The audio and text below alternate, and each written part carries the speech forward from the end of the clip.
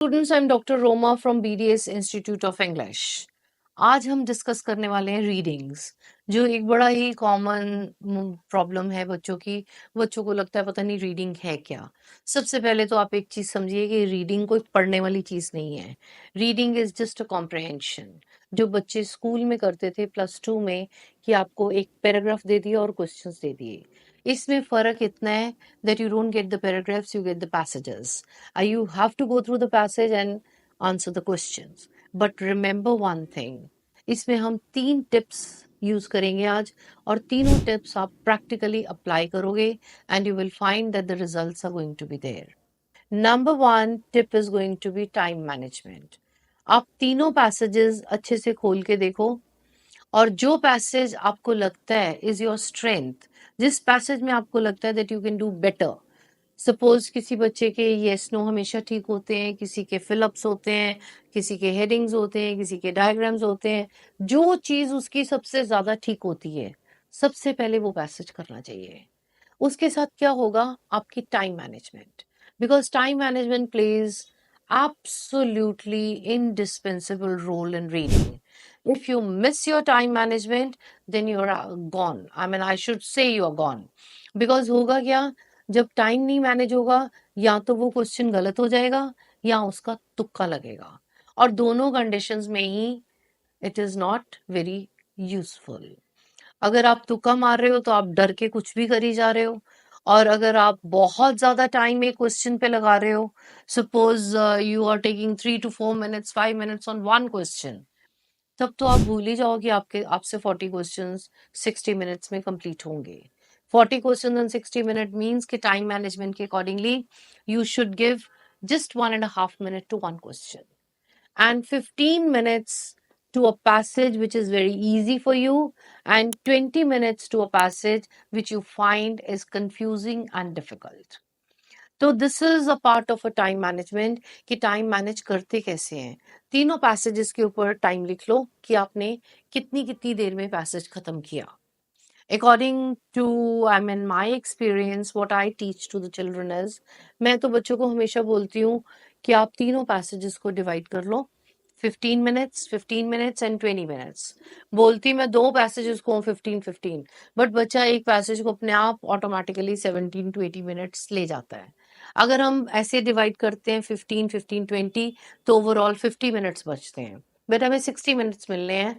तो divide it according to your ability, divide it according to your skills. This is the first part of your time management, where you have to put lots of emphasis on your readings by keeping in mind that you are not missing the time period. Stopwatch के साथ आप reading कर रहे हो, और reading करते वक्त आप कोई भी डिस्ट्रैक्शंस यूज नहीं कर रहे हो। डिस्ट्रैक्शंस यूज तो नहीं करते, वो हो ही जाती हैं। आपका फोन एक बहुत बड़ी डिस्ट्रैक्शन है, आपको कोई चीजें याद आती रहती हैं। रीडिंग में आप बहुत लंबा पढ़ने की कोशिश करते हो, you read and read the answers, and it is a guarantee the answer goes wrong. सीधी सादी बात में देखो, अगर आप एक आंसर को ढूंढते हो, पहली बार वो आंसर ढूंढते हो तो करेक्ट होता है। जहां आपको लगता है कि नहीं, मेरे ख्याल इसमें कुछ गड़बड़ है, मैं दोबारा करूं इसको, जब आप उसको रीडू करते हो तो वही आंसर गलत हो जाता है। Simply because you are not supposed to, reread the passages time and again. It is a simple tip which I'm going to discuss is, that is link and locate. Find the keyword, highlight the keyword in the question, and just find it in the passage. उसको आप ढूंढ लो, बस सिर्फ उसको link locate कर लो, ढूंढो passage कहाँ पे है, पैसेज में इसका आंसर कहाँ पे है, and you will find the answer very easily. Number 1, you have to take care of the time management. Number 2, it is important for you to skim and scan and just link and locate the answers.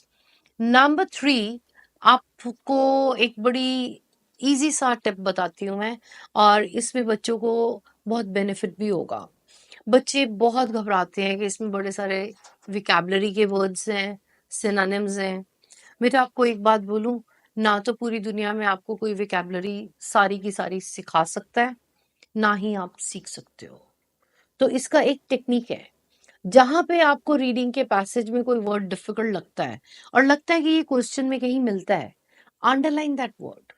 उस word को आप underline कर लेना, and it is a guarantee, जब तक आप third to fourth line में आओगे you will find the meaning of that word. वो इतना बड़ा वर्ड जो आप पढ़ भी नहीं सकते, उसका मीनिंग नीचे दिया हुआ है।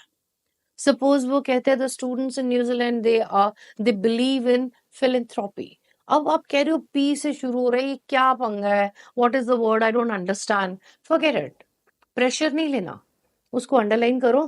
3 लाइन नीचे आओगे या 3 लाइन्स ऊपर जाओगे, उसने मेंशन किया होगा the students in New Zealand mostly they part with their income, they help the poor people. So philanthropy का मतलब हो गया दान पुण्य करना और लोगों की हेल्प करना।